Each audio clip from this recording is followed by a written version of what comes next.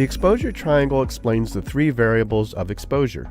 They are aperture, shutter speed, and ISO. Let's define each side of the triangle and show how it affects your photos. Aperture and shutter speed control how much light is exposed onto the sensor.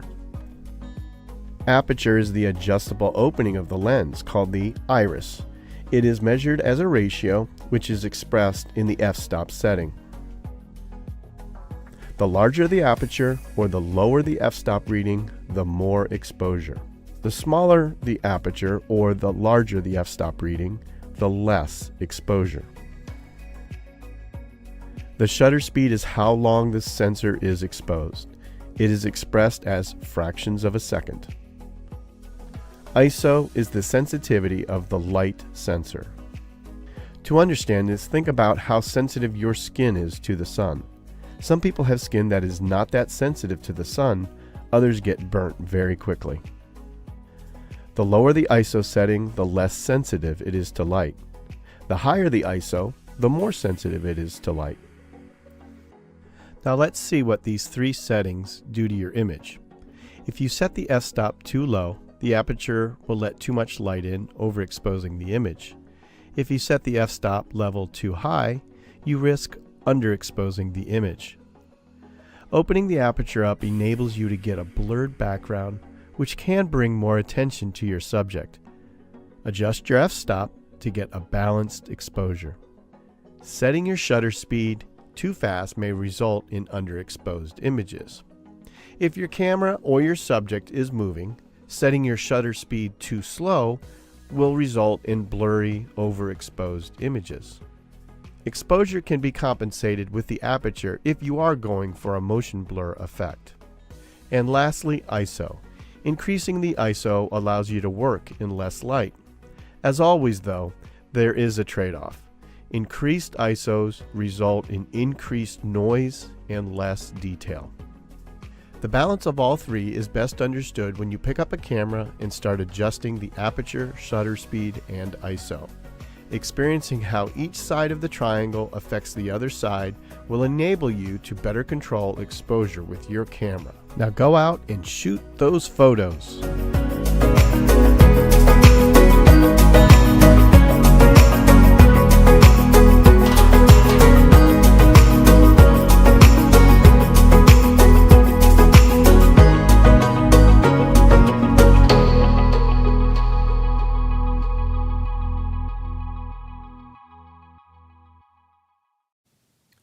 A few days ago, I went looking for a waterfall.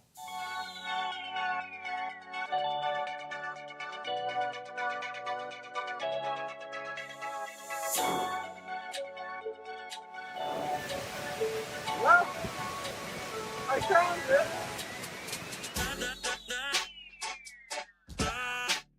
And the fact that I did is important for this video because today I'm talking about one of the biggest camera settings out there. It's called shutter speed, and there's no better subject to photograph while I'm talking about shutter speed than a waterfall. Now, step one, before I even explain what shutter speed is, I just want to demonstrate how it works by showing you a few sample photos. And the only thing that I changed in each picture is the shutter speed. Here they are. Now, from left to right, a fast shutter speed to a slow shutter speed. Another way to phrase that would be a short exposure on the left and a long exposure on the right. And immediately you can see that the biggest difference here is how bright the photos are. And that brings us to the definition of shutter speed. It's actually pretty simple. There's something called shutter curtains that sit in front of your camera sensor and block the light. It's very similar to the shutters on a window. It's not some fancy terminology. And anytime that you take a photo, the shutter curtains move out of the way and allow light to hit your camera sensor. That's how you get a photo in the first place. Shutter speed is just the length of time that your camera sensor, or your film, ends up exposed to the light. That's all there is to the definition. But from that definition, you can probably see why those four photos have different brightness levels. The brightest one, with a long exposure, literally captured more light. The shutter curtains were open for a longer period of time. And then the darkest photo, with a fast shutter speed, was only exposed to the outside world for a brief fraction of a second. And now I'm going to fill in the blanks with the actual shutter speeds that I used here. On the left, I was at 1/100th of a second shutter speed. On the right, I was at 0.4 seconds. And then of course there's the shutter speeds in between. These are all very normal values for something like landscape photography. The longest shutter speed that I used here was 0.4 seconds, but you can set up to 30 seconds on most cameras today. And in fact, with a special remote accessory, you can extend that without any real limit. And even though my shortest exposure here was 1/100th of a second, you can set 1/4000th of a second on most cameras, and even 1/8000th on many of them. That's just insanely fast. And also very dark, because you're only capturing light for 1/8000th of a second. You just won't get very much of it. So why does the range need to be so large? 1/8000th of a second all the way to 30 seconds. The basic answer is just that some places are brighter than others. If you're camping out under the full moon, for example, you don't have that much light to work with. You'll probably need a very long exposure just to capture much of a photo in the first place, like this photo, which I took at 30 seconds. But then the next morning, you wake up and the sun is bright. In that case, you'll need a much shorter exposure, anything like 30 seconds, and your entire photo is just going to be white, totally overexposed. Here, in this example, I used a shutter speed of 1/800th of a second. Now both photos are properly exposed, but that was only possible because I used my shutter speed to compensate for the available light. So hopefully that's a good demonstration of how and why shutter speed affects the amount of light that you capture. It's not the only way to change how much light you capture, but it definitely is one of the most important. Let's jump back to those waterfall photos again. You might notice one more difference between them, especially when I zoom in. The motion in the waterfall is different. The water droplets in the first photo are almost frozen in place. By comparison, the later photos have increasingly more motion blur. So why is this? Well, remember how shutter speed works at a fundamental level. It's the amount of time that your camera sensor is exposed to the outside world. So if you think about it, anything that moves a significant amount during your exposure will not be pin sharp in the photo. It'll kind of have a ghost behind it, like the water droplets do here. And even something that moves slowly can still be blurry if your shutter speed is long enough. One of the more famous examples is the Milky Way at night. The stars are obviously moving very slowly across the sky, but even then, if I use something crazy like a 5-minute shutter speed, I can get very blurry stars in my photo. But let's look at a more typical example. A really easy one is something like a ceiling fan that's moving at a constant rate. If I take one photo at a fast shutter speed, like 1/800th of a second, the fan looks almost motionless. It's not actually motionless, but it appears that way in the photo. If I take another photo at, say, 1/50th of a second, we're getting a lot more motion blur. And if I go all the way to 1/3 of a second, it doesn't even look like there are fan blades anymore. It's just one giant blur. Still, the light bulbs in the center are totally sharp because they didn't move during the exposure. Now you're probably already thinking about how much creativity this unleashes for the real world. You can use long exposures to capture amazing photos of something like the ocean, or fireworks, or really anything that moves. And you can use fast shutter speeds to get pin-sharp photos of subjects like sports or wildlife. But before I go into all that, I just want to make a quick side note. Normally, these three photos would have had huge differences in how bright they are. In this demonstration, I corrected for that with two other camera settings, aperture and ISO. I won't talk about them in this video, but I'll explain them in some future videos because they're all very closely connected. And let me jump back to another example photo. If you can, try to guess what shutter speed I used here. I know it's early to throw out a pop quiz, but it really helps to look at a photo and try to figure out what camera settings the photographer used. Ready? My shutter speed here was exactly 1 second. And there are some clues.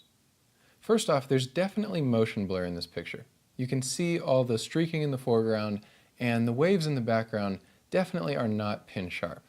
And that's because 1 second is a pretty long shutter speed. But it's also not too long. We do still have some shapes in the water, and that's pretty clear. I mean, if this were something like a 30-second shutter speed, you'd have more than just one wave crashing ashore. Here's another ocean photo, but this time with 30 seconds. Huge difference. The water barely even looks like water in this photo. It really looks like someone here turned on a fog machine. And that's even more true in this next photo. Also 30 seconds. Here it was just wave after wave crashing onto the shore, and the result looks like nothing we would ever see in our day-by-day life. That's one of the huge powers of shutter speed, but it's also a potential source of blurry photos. If you're photographing some fast-moving subject that you want completely sharp, like a bird flying through the sky, you need to be very careful that your shutter speed is fast enough. 1/10 of a second, for example, won't cut it. You'll get a blurry photo every time. And even if your subject is completely motionless, how often are you hand-holding your camera rather than using a tripod? Because no one can hold their camera perfectly steady without any movement. And of course, camera movement makes your photos blurry. So then what shutter speeds are safe? That depends on 4 different factors. Number 1, how fast is your subject moving? Pretty self-explanatory. If you're photographing a race car, you'll obviously need a faster shutter speed than if you're photographing a turtle. And number 2, how stable is your camera? There's a big difference between a tripod, a monopod, hand-holding your camera, and even hand-holding from a helicopter. And there's also some cameras or lenses with image stabilization, and this compensates and affects how much camera shake you actually capture. And number 3, how far zoomed in is your lens, and how much are you cropped? In either case, when you're magnifying your subject, you also magnify the blur in your photo, so you'll need a faster shutter speed in order to compensate. And then number 4, how close are you to your subject? If you get extremely close to what you're photographing, just a small amount of movement, either from your camera or from your subject, can result in a huge amount of blur. And those are the 4. That's really all the background that you need to know before going out and testing this yourself. But some photographers may still want some more specific recommendations. If you do, the basic rule that you'll hear about is to use a shutter speed of 1 over your focal length, right? So if you're using a 50mm lens, use a shutter speed of 1/50th of a second or faster. I don't love this rule, personally. I don't think that it's flexible enough to deal with the huge variety of things that photographers shoot, and a lot of times you'll still get blurry photos when you use it. But if you're a complete beginner at shutter speed and you have no idea where to start, it will at least get you into the right ballpark.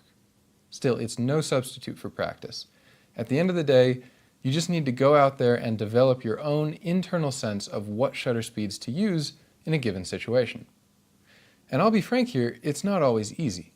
If it's dark out and you're taking pictures of a moving subject, you're kind of facing conflicting goals here. You will want a long exposure in order to capture a lot of light, but you can't use a long exposure or your subject is going to look blurry. Luckily, shutter speed is not the only camera setting available. 2 of the others, which I briefly mentioned earlier in this video, are aperture and ISO. And those are complicated topics in their own right, so they'll be the next 2 videos in our series about exposure. But for now, hopefully, you have a good background at least on shutter speed. And the 5-second recap is it changes how much light you capture and how much motion blur. Obviously, internalizing that and picking the right shutter speed is a bit more complicated. But that's why my motto is always just to keep practicing. That's the best way to learn anything in photography, shutter speed included.